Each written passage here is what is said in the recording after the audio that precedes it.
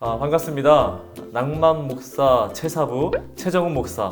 나가페 사랑을 실천하고 있는 김기한 전도사입니다. 여러 명의 청년들이 이런 피드백을 합니다. 지속적으로 할 수 없다. 하고는 싶은데 그 방법을 모르겠다 하는 청년들이 많이 있더라고요. 그래서 오늘은요, 큐티를 어떻게 왜 해야 되는지 그 부분들을 저희가 아주 자세하게 잘 설명해 주려고 합니다. 큐티는 저도 초등학교 때부터 지금까지 시도는 해봤는데 계속 끝까지 완수하지 못했던 그런 어려움을 겪고 있었습니다. 근데 목회자가 되고 나서 제가 이 큐티를 연구하고 또 노력하다 보니 정이 내려진 그 문장이 하나 있는데요. 뭐냐면 이 큐티란 조용한 장소와 시간을 정하여 하나님이 내게 주신 그 말씀을 묵상하는 것, 이것이 바로 큐티라는 거예요. 제가 이 문장을 만들었는데요. 이 문장에는 중요한 세 가지가 다 들어가 있습니다.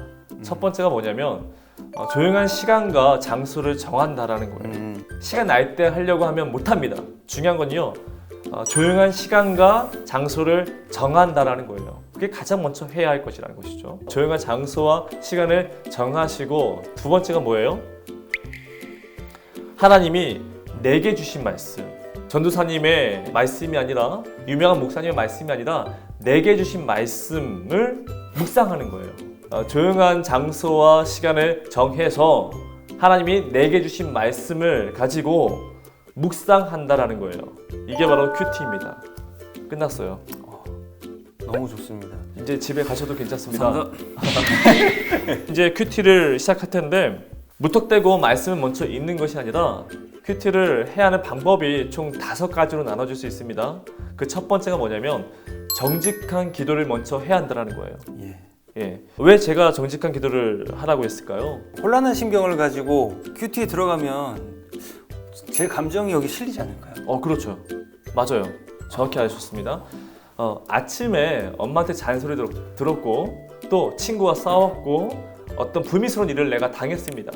그 감정 가지고 말씀을 보게 되면요, 갑자기 본문에 나온 그 인물이 다 사울 같은 거예요. 창을 던지는 사람 같고, 나는 막 다윗 같고. 그러면 온전한 말씀에 묵상이 안 됩니다. 자, 그래서 이 말씀 큐티는요, 전신 거울에 나를 대면하는 시간입니다. 그러니까 정직하게 나의 모습을 그대로 하나님께 고백하는 거예요. 자랑하는 것이 아니라 나의 모습을 그대로 하나님에게 고백하고 난 이후에 그때 말씀을 읽어야 한다는 것이죠. 찬양을 들으셔도 괜찮아요.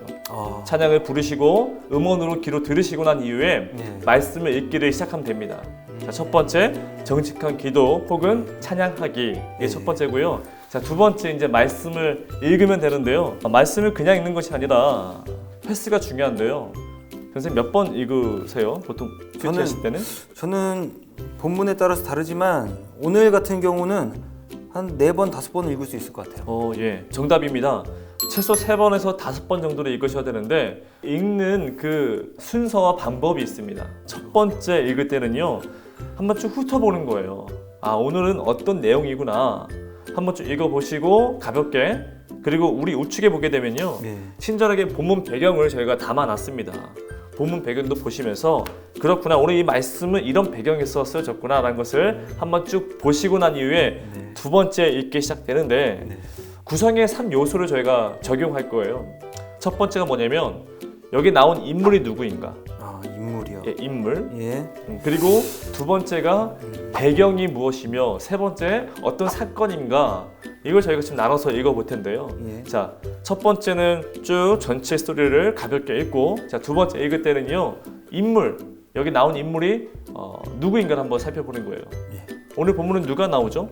야곱과 에서와 이삭이 나옵니다. 맞습니다. 이 시간적으로 상황은 어떠한지, 이 공간적 그 배경을 한번 살펴보는 건데, 쉽게 얘기해서 이런 겁니다. 언제 어디서 이런 일이 벌어졌냐라는 거예요. 언제 어디서. 좀 더 정확하게 내용을 파악할 수 있도록. 그럼요. 자, 이제 네 번째 읽게 될 텐데, 네 번째는요, 아까 말씀드린 것처럼 사건 위주로 보게 될 텐데, 무엇을 어떻게 왜 이런 일이 벌어졌는가에 대해서 여러분들이 깊이 고민해 보시는 겁니다. 이렇게 해서 총 4번에서 5번을 읽게 됩니다. 자, 읽고 난 이후에 이제 하나님이 나에게 주신 말씀이 있다는 겁니다. 이게 묵상이거든요. 하나님께서, 그렇죠. 첫 번째는 정직한 기도, 두 번째는 말씀 읽기, 자, 세 번째는 뭐예요? 묵상이라는 거예요. 묵상, 나에게 주신 그 말씀이 무엇인지를 보게 될 텐데, 그리고 네 번째 어떻게 적용할 수 있을까? 나의 개인적인 적용이 아니라 하나님의 말씀에 근거한 적용이어야 되고요. 또한 실현 가능해야 되는 적용입니다. 뭐 제가 만약에 아까 전에도 이 지역을 내가 섬기겠다 했는데 제가 갑자기 뭐 시의원 된 것처럼 이 정치를 바꾸겠다 이런 것들은 불가능한 거잖아요. 예, 실현 가능한 것을 불가능합니다. 정하는 것이고요. 그리고 아주 구체적이어야 합니다.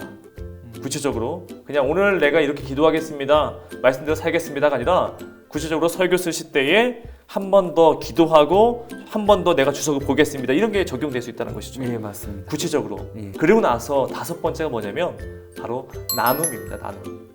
내가 이 말씀을 묵상했고 자 적용했는데 적용하면서 나에게 어떤 변화가 있었는지에 대해서 아내와 함께 친구들과 함께 나누는 거예요. 여러분들 같은 경우는 친구들과 세런들과 함께 이걸 나눌 수 있겠죠. 큐티가 하나님과 나만 아는 비밀이라는 게 아니었나요? 그렇죠. 좋은 지적인데요. 처음은요 하나님과 나와의 만남이 되었겠지만 거기서 그치는 것이 아니라 실제로 내가 이걸 살아가려고 적용하다 보니 성공만 하는 것은 아닙니다. 실패할 수 있어요. 실패한 것도 나누시고 그렇게 해서 서로 상대방의 위로와 격려가 있는 것이 바로 큐티입니다. 그러니까 1대1의 만남으로 시작됐지만 이것이 더욱더 풍성하게 퍼져나간다는 것이죠. 이게 바로 큐티의 큰 매력입니다. 매력. 네. 맞습니다. 큐티 화이팅! 네, 화이팅! 자, 이렇게 저희가 큐티를 하는 방법을 저희가 직접 알려드렸는데요. 한번 좀 정리하자면 정직한 기도를 하시고 난 이후에 말씀을 여러 차례 읽고 그 말씀 가운데 나에게 주신 그 말씀이 있습니다. 이것을 묵상하고 네 번째 적용해야 합니다. 적용했을 때는요 구체적으로 실현 가능한 나에게 주신 그 적용점이 있을 겁니다.